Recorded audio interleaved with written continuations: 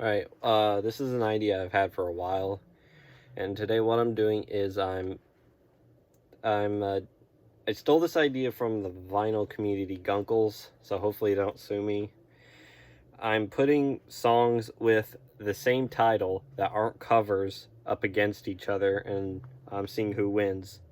And I made sure to use different ones. I'm not using any of the ones they did in their videos. So first up is Dirty Water by Rock and Hide versus Dirty Water by the Jesus and Mary Chain. I don't know if you can see it over here. Rock and Hide is the two core members of my favorite band of all time, the Payolas, Bob Rock and Paul Hyde. And I think the winner, I think I'm going to go with Rock and Hide as the winner. Even though it's kind of, I guess they're more sellout direction, even though I do like this better than Here's the World for You, but I like it. I've known it longer, but the Jesus and Mary Chain song is still nothing to scoff at. So yeah, that's the first one. Not in any particular order. Next up is My Obsession by Icehouse versus My Obsession by Breathe Carolina.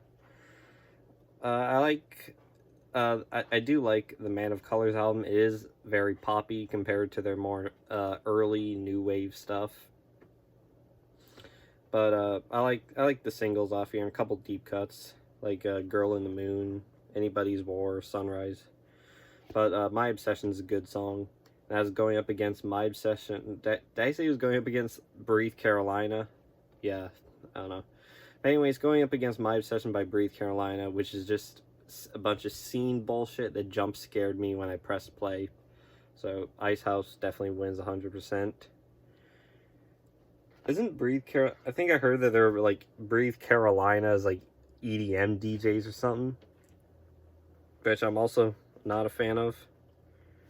Next up, It's Too Late by the Jim Carroll Band versus It's Too Late by Bob Mould. The Jim Carroll Band song, it's a good, I guess kind of, well, it's not the most punkish song on the album, but it still was good. The Bob Mould song is very power pop-ish, and yeah, kind of blew me away when I first heard it, so I'm giving that one to Bob Mould. Next up, It Must Be Love by the Payolas versus It Must Be Love by Madness. And here's one where the Payolas lose. Yeah, I like it. I like this is one of the better songs off of this album. But the Madness song is a classic two-tone ska song that was part of my gateway into the genre. Alright, next up is another Payola song, Eyes of a Stranger versus Eyes of a Stranger by Queensryche. This one I'm giving to the Payolas. I wasn't a big fan of the Queensryche song. Not a fan of a lot of 80s metal, although I do like the song I'm Gonna Get Close to You, which I actually saw on Watch Mojo's Top 10 Stalker Songs, had to be like almost a decade at this point. I thought it sounded cool, so I decided to check it out. But the Payolas win this one. Next up is Vienna by Ultravox versus Vienna by Billy Joel. This is an easy one. Ultravox wins. Yeah, this was one of the songs on the New Wave show I mentioned in my top 10 songs of the 80s. I'm not going to retell the story, but song that just always takes me back to that moment, and definitely going with that. And Billy Joel sucks ass. Next up is Heaven by Bryan Adams versus Heaven by the Psychedelic Furs. This is an easy one. Psychedelic Furs win.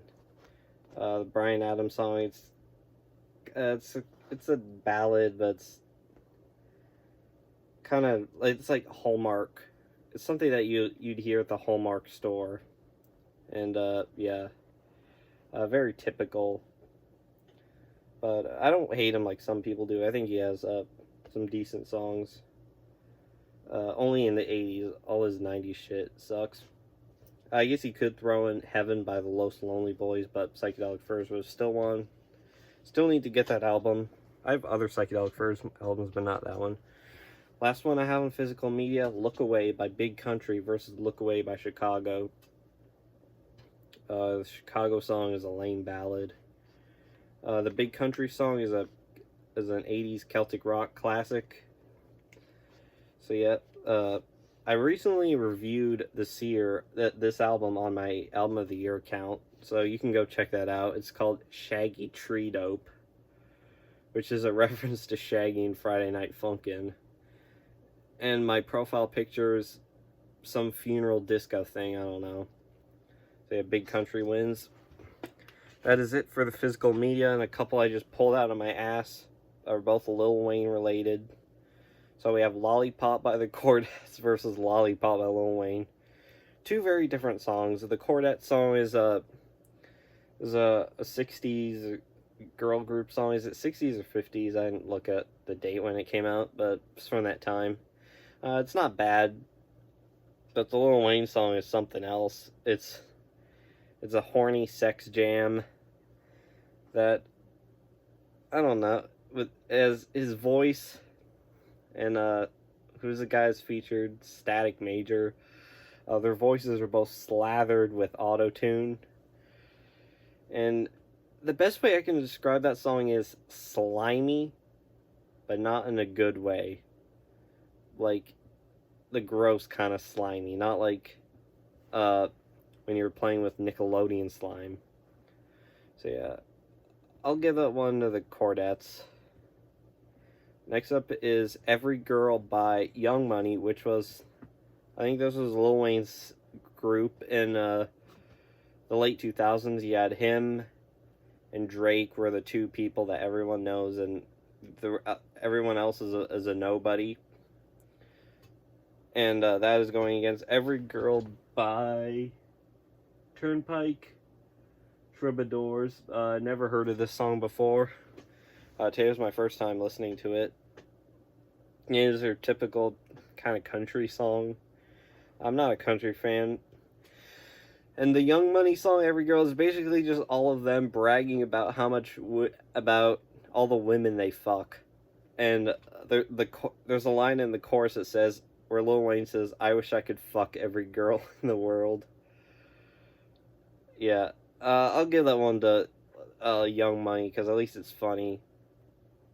I've seen a lot of people slandering it on the worst hit songs of 2009 list. So yeah, I'm sure there's lots more I'm missing. So I'll probably do part 2 if I feel like it.